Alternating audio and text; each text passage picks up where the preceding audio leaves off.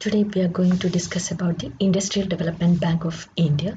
Industrial Development Bank of India, which is popularly known as IDBI Bank, is one of the important development bank in India. In this section, we are going to explain the origin, development, functions, objectives, and the various schemes of Industrial Development Bank of India as a development bank.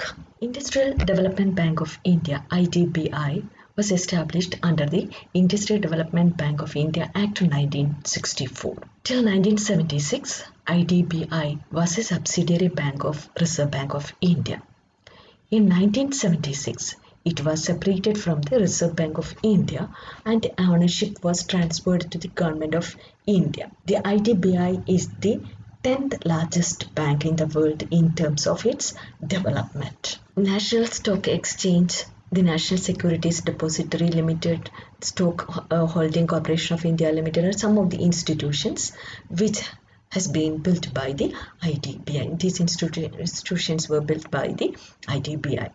IDBI is the principal financial institution for providing credit and other facilities for developing industries and assisting development institutions.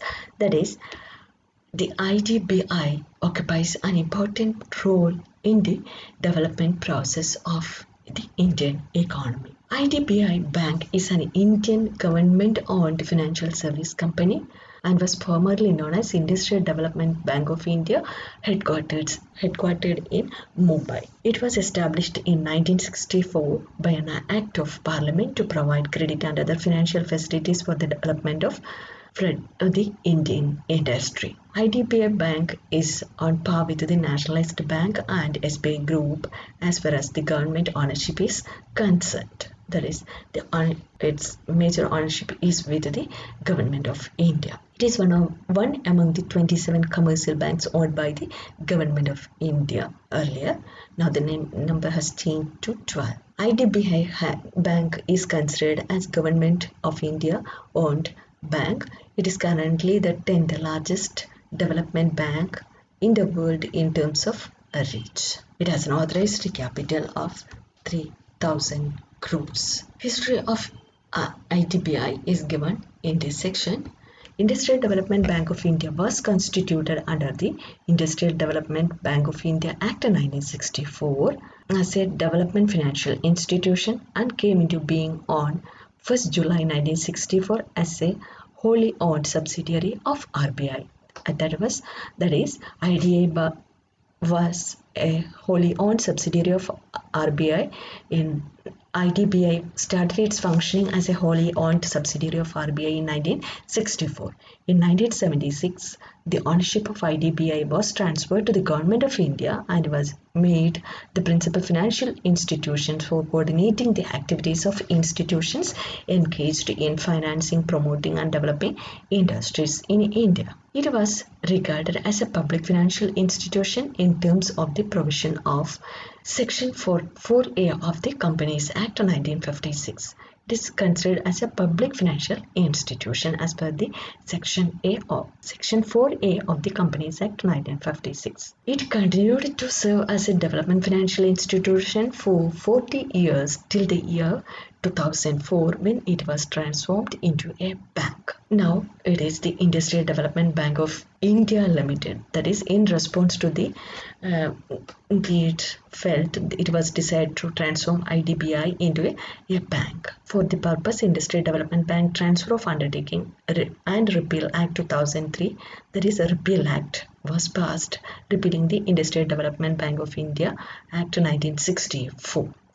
In terms of the provision of the Repeal Act, a new company under the name of Industrial Development Bank of India Limited (IDBI Limited) was incorporated as a government company under the Companies Act 1956 on September 7, 2004.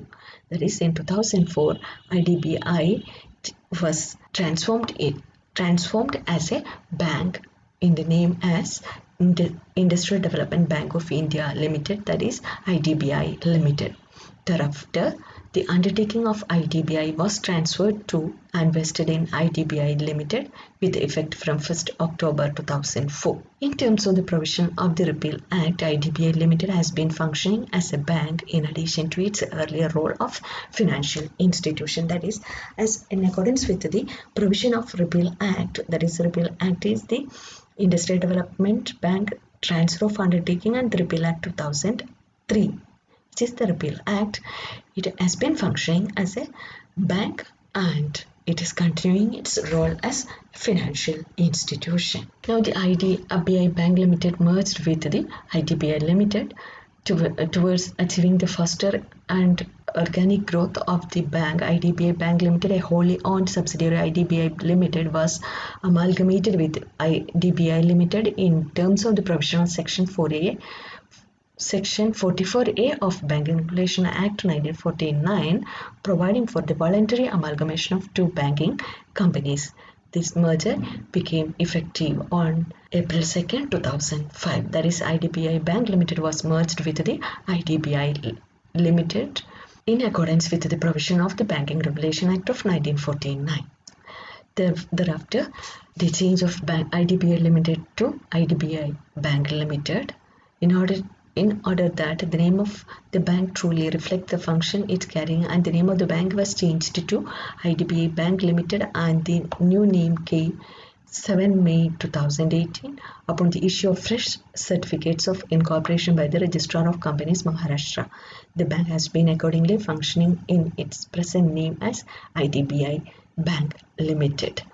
Now the name has been changed from IDBI Limited to the IDBI Bank Limited from May 7, 2008. And according to the Narasimhan Committee report, in order to make the IDBI's coordinating role more effective, the committee suggested that IDBI should give up its direct financing function and perform only promotional, apex or refinancing role in respect of their institutions like SFC and CP. The direct lending function should be entrusted to a separate finance company expressly set up for this purpose. That is, the Narasimhan Committee suggested that it should act as an apex authority for the promotion and refinancing of financing. And we have seen that the IDBI was restructured and termed as a fully owned enterprises of. We have seen that IDBI was a subsidiary of Reserve Bank of India, and the IDBI was not able to perform its function as the apex development bank effectively and independently, and with a view to broaden its role as the apex financial institution and to achieve more effective coordination among all the financial institutions, and thus to adequately assist the process of industrialization in the country, the IDBI was delinked from the Reserve Bank of India with effect from the February 16, 1976, and made an autonomous corporation completely owned by the Government of India. And after the restructuring, the company got some status, and it is explained here. It got a separate and independent board of directors has been set up for the IDBI. That is, after the restructuring, a separate and independent board of directors has been set up for the IDBI. The IDBI has acquired the shares holding of the Reserve Bank of India in the State Financial Corporation and has taken over its supervisory function with respect to the SFCs. That is, acquired the shares of the State Financial Corporation of India from the RBI to the IDBI. The initial capital of Unit Trust of India and the powers relating to the appointment of the chairman, executive trust, nomination of 4 trustees have been transferred from Reserve Bank of India to IDBI. The IDBI has been given representation on the board and investment company of Life Insurance Corporation. The internal structure of the IDBI was also reorganized. Its main function and objectives were entrusted to 2 separate wings, the domestic finance wing and international finance wing. These are the changes that happened with the restructuring of IDBI in the year 1976. There is a separate and independent board of directors was been set up. The IDBI acquired shares of SFCs from the RBI, the initial capital of Unit Trust of India, and the powers relating to the appointment of chairman, executive trustee nominations of 4 trustees have been transferred from Reserve Bank of India to IDBI. The IDBI has been given representation on the board and investment company of Life Insurance Corporation. The internal structure of IDBI was also reorganized. These are the changes that happened after the restructuring of or the delinking of IDBI from RBI. The headquarters of IDBI is located in Mumbai. The bank has 5 regional offices. One is in Kolkata, Guwahati, Delhi, Chennai and Mumbai. The bank operates in 4 segments, namely wholesale banking, retail banking, treasury services and other banking operations. These are the various services performed by IDBI. They have 6 fully owned subsidiaries, namely IDBI Home Finance Limited, IDBI Gilt Limited, IDBI Intech Limited, IDBI Capital Market Service Limited, IDBI Asset Management Limited, and IDBI MF Mutual Fund Trustee Company Limited. These are the various subsidiaries that are functioning under the IDBI. In the year 1993, they formed one wholly owned subsidiary company, namely IDBI Capital Market Service Limited, for providing broad range of financial products and services. The major objectives of IDBI are given in the following section. The main objective of IDBI is to serve as the apex institution for term finance for industry in India. They need to coordination, regulation and supervision of working of other financial institutions such as IFCI, ICICI, UTI, LIC, commercial banks and SFCs. Second one is supplementing the resources of other financial institutions and thereby widening the scope of their assistance. Third one, planning, promotion and development of key industries and diversification of industrial growth. Fourth one, devising and enforcing a system of industrial growth that conforms to the national priorities. These are the objectives of Industrial Development Bank of India. They are main objectives of IDBI is to serve as the apex institutions. Second one, supplementing the resources of other financial institutions and thereby widening the scope of their assistance. Third one, planning, promotion and development of key industries and diversification of industrial growth. And fourth one, devising and enforcing a system of industrial growth that conforms to the national priorities. The organizational structure of IDBI is given here. It consists of a board of directors consisting of chairman and managing director appointed by Government of India, a deputy governor of RBI nominated by the bank, 20 other directors are nominated by the central government. The board had constituted an executive committee consisting of 10 directors including chairman and managing director. The executive committee is empowered to sanction financial assistance. This is the organizational structure of the IDBI. Role of IDBI in Industrial Financing or Asset Development Bank. It is an apex development bank. Its major role is to coordinate the activities of other development bank and term financing institution in capital market of India. This is the most important role, that is they are the apex institution. They coordinate the activities of other development banks and term financing institutions. Second role is bank provide technical and administrative assistance for promotion, management and expansion of industries, this performing promotional and development functions. That is the second function is the promotional and development function. Third one is bank grants loans and advances to industrial concerns.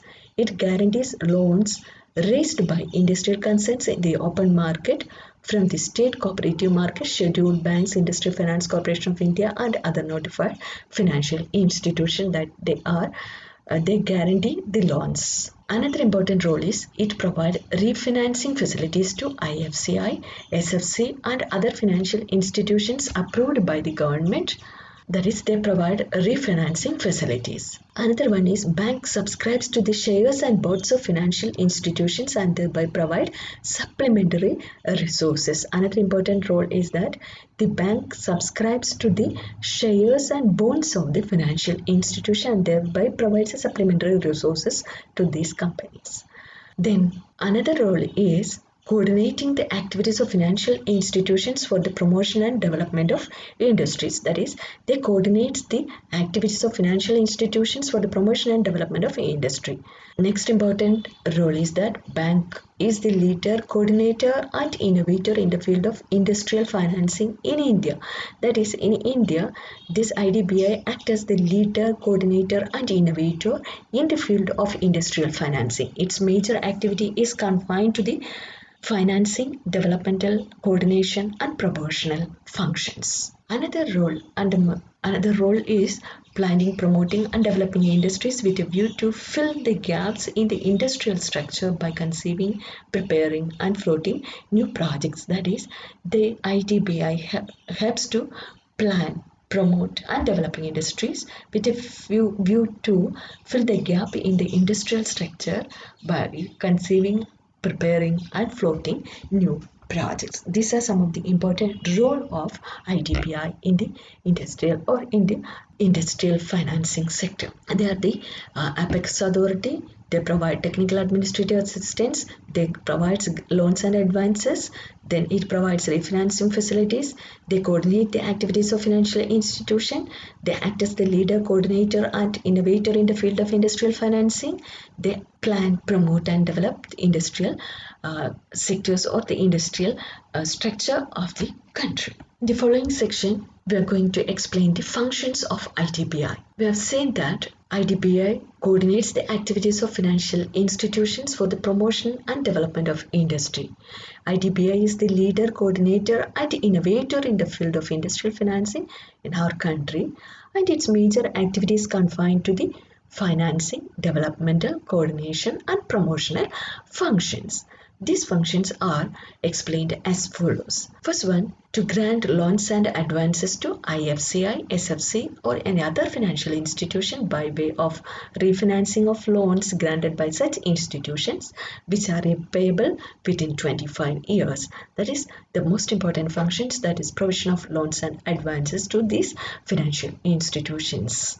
Second one, to grant loans and advances to scheduled banks or state cooperative banks by way of refinancing of loans granted by such institution which are repayable in 15 years. Third function is grant loans and advances to IFCI, SFCs and other institutions, scheduled banks, state cooperative banks by way of refinancing of loans granted by such institutions to industrial concerns for exports. That is, here the difference is it is for the exports.